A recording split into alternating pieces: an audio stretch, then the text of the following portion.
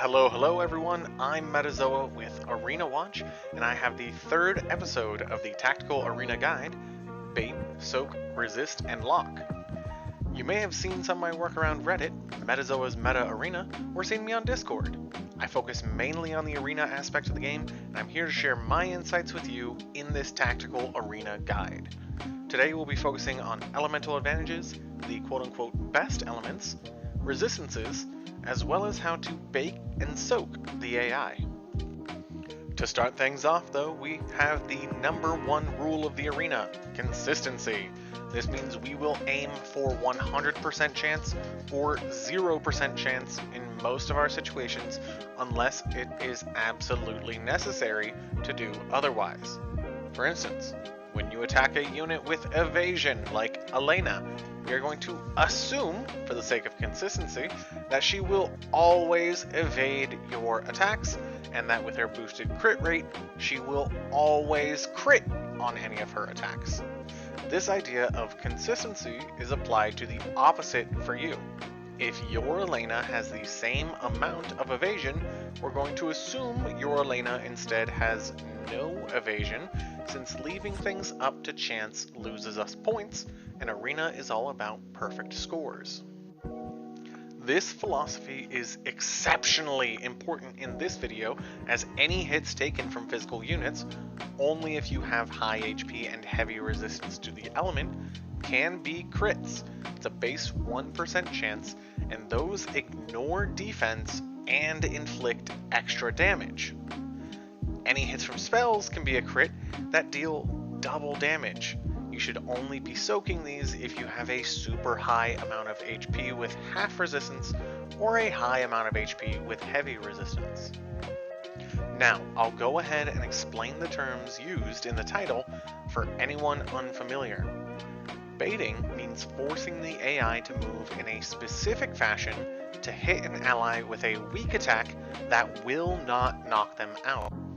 Soaking is when your unit takes the baited attack, and it is your threshold for doing so.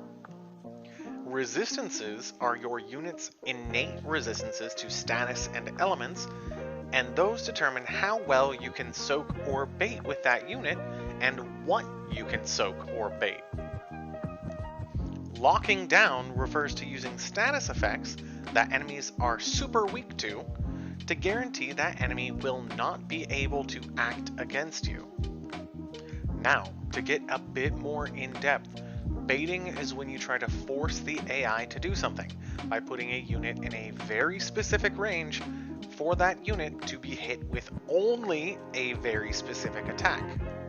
For example, a unit like Dolmagus with very low HP and Frizz weakness typically can't take a hit from Dragonlord Trueform's Draconic Flame without being knocked out. Dolmagus can, however, easily take a hit from the Fire fan ability, and you can position your Dolmagus in such a position where it can only be hit by Fire rather than by Draconic Flame.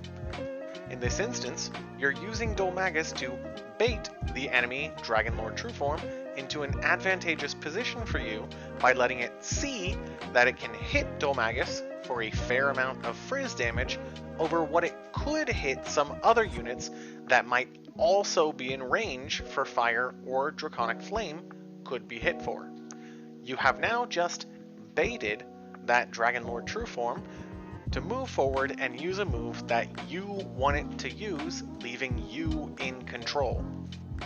Soaking, in a very similar sense to baiting, is how much damage from spells, martials, and breath attacks your unit could possibly take before being knocked out.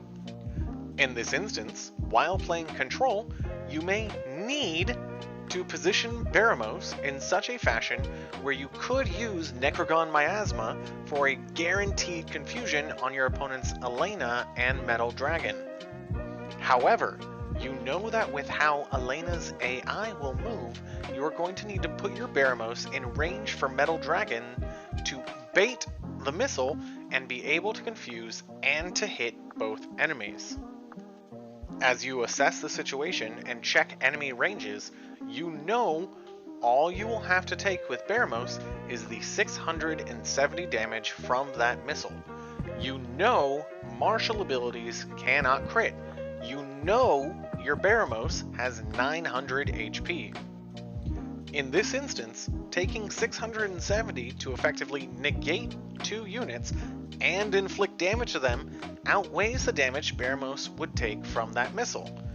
You will have to be careful with how you progress through the match and other situations, as your Baramos now has 230 HP, but you have effectively soaked the missile. And in doing so, your trade-off was making it so those units won't be able to react to your team. Moving on, resistances are widely spread and very important to keep track of, but here are the footnotes for you. Generally speaking, in the summer of 2022, there are 4 quote-unquote good elemental resistances, 2 alright resistances, and 1 bad resistance. Frizz, Sizz, Crack, and Zam are all great resistances to have, as those are used very frequently by common arena units with high burst damage and potential. Whoosh and Bang are alright, as viable Whoosh and Bang units tend to be a bit few and far apart right now, as far as how the AI tries to manage them at least. Finally, Zap is considered a bad resistance, as very few things actually deal consistent and relevant zap damage. This may change in the upcoming months, but most things that hit with zap, even in the future, you typically just don't want to be in range of to take a hit from them anyway, as they're usually physical units. As far as resistance to status effects go, being able to resist or be immune to the Big 5 is extremely good. The Big 5 in this case are Stun, Paralysis, Sleep, Confusion, and Bind. Weakness to any of those means you'll have to be careful in your matches while using that unit, as an enemy who can hit a 100% success rate can effectively knock out your unit for the match. This will bring us to our last section, Locking Down. For the arena, the Big 5 of status effects allow us to lock down our opponents, effectively removing them from the match until we decide to clean them up later. Notably here, important and relevant arena lockdowns. For the Big 5, I have a couple of lists from the Dragon Quest Tact bot from the Discord. Credit to EP.3 for this. They are absolutely amazing for curating these bots and lists, and it makes it so easy to reference these as we go along. Stun, as the name implies, is a 1-round stun. This is currently not accessible at 100% chance via a scroll, so unfortunately this works pretty much exactly the same as Paralysis, but is much harder to access.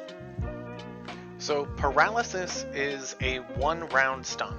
This one is usually only reliable if you put Burning Breath on a unit, but can be used to lock down units like Dulmagus or the upcoming Zaro Banesword. Then we have Sleep, which is a 3-round stun, but that stun can be broken by taking physical or martial damage. This is a very common weakness. You just have to be the tiniest bit careful about what physical and martial attacks you use around the sleeping unit. Fusion. This is 3 rounds of erratic movement and basic attacks. This is one of the most common, and while this can lead to some hilarious moments where enemy units auto each other to death, trust me, it happens more frequently than you would imagine, they can also unintentionally break each other out of that stun. So make sure you're careful with who and where you're confusing units. Now we have Bind. This is 3 rounds of no movement, and it cannot be broken unless we get certain effects that allow it to be broken, such as I think Paranel or Gem Slime have the ability to break this. Now this is a fairly common weakness nowadays on new units, but unfortunately this is only accessible at 100% to Dulmagus, either through great rolls on his claw weapon or through hitting Awakening 5, which is where any chance he gets to bind adds 10% chance.